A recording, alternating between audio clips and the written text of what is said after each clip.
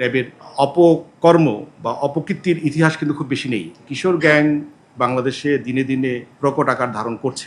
সরকার চেষ্টা করছেন আমাদেরকে ভালো কাজে সম্পৃক্ত করবার জন্য, এবং আমি আশা করি, বিশ্বাস করি যে র্যাব সঠিক পথে পরিচালিত হবে। র্যাবের বিলুপ্তি বা র্যাব সংক্রান্ত যে কোনো সিদ্ধান্ত গ্রহণের দায়ভার আসলে র্যাবের উপর বর্তায় না। সরকার এই বিষয়গুলো বিবেচনা করবেন। আমাদের দায়িত্ব হচ্ছে দায়িত্ব পালন করে যাওয়া, আমাদের কর্তব্য হচ্ছে দায়িত্ব পালন করা। এবং যেহেতু আমরা রাষ্ট্রের সুযোগ সুবিধা নিয়ে বেড়ে উঠছি, রাষ্ট্রের সুযোগ ভোগ করছি, সেক্ষেত্রে আমাদের মূল কাজই হচ্ছে র্যাবকে জনগণের সামনে একটা ভালোভাবে উপস্থাপন করা, কাজের মাধ্যমে নিজেদেরকে প্রতিষ্ঠিত করা। সুতরাং র্যাব সম্পর্কে যে কোনো সিদ্ধান্ত সরকার নেবেন, আমরা শুধু আমাদের কাজটুকু করব। আপনি বিগত 1.5 বছরে, বিশেষ করে পূর্ববর্তী সরকারের কথা বলি এবং এখন সময়ে যেটুকু সময় আমরা পাচ্ছি, আমাদের কার্যক্রম যদি আপনারা পর্যালোচনা করে দেখেন, তখন দেখবেন যে র্যাবের অপকর্ম বা অপকীর্তির ইতিহাস কিন্তু খুব বেশি নেই। তার মানে এটাতেই প্রমাণিত হয় যে র্যাবকে যদি সঠিকভাবে পরিচালনা করা যায়, তাহলে র্যাব সঠিক পথে পরিচালিত হতে পারে।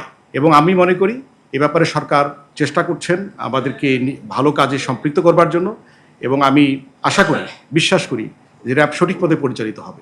সরকারের যে চিন্তা ভাবনা আছে তাতে রাজনৈতিকভাবে বিষয়ের না বলে যদি বলি, সঠিক পথে পরিচালিত হবে, এই ব্যাপারে সরকারের প্রয়োজনীয় নির্দেশনা আমরা পেয়েছি।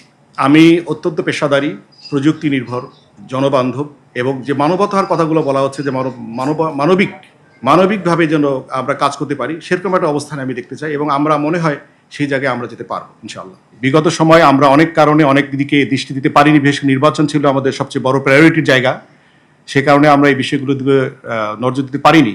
বাট এখন আমাদের যে চিন্তা ভাবনা আছে, আমরা তথ্য সংগ্রহ করছি, এবং যে দুটো জায়গার কথা আপনি বললেন, এই দুটোর জায়গায় আমরা কাজ করব। আপাতত এটুকুই বলতে পারি, আমাদের কাজ চলছে। জঙ্গিবাদ, সন্ত্রাসবাদ, এই বিষয়গুলো আছে কি নাই একবারে কথাগুলো জবাব আমি দিতে চাইবো না, বাট আমরা কাজ করছি। যে বাদই থাকুক না কেন, উগ্রবাদ থাক, জঙ্গিবাদ থাক, যাই থাকুক না কেন, বা আছে কিনা সেটা না গিয়ে, বরং যদি কিছু থেকে থাকে এগুলোর উপর আমরা কাজ করছি, কাজ কিন্তু চলমান আছে। সুতরাং যে বাদই থাকুক, আমরা সব বাদকে ইনশাআল্লাহ নির্মূল করতে পারবো। বিকাশ পেমেন্টে 10,000 টাকার বেশি অফার, শপিং চলছে তো পিছনের গডফাদার আর এসমাহানি, আমরা যতটুকু জেনেছি এবং যতটুকু জানি যে কিশোর গ্যাং বাংলাদেশে দিনে দিনে প্রকট আকার ধারণ করছে।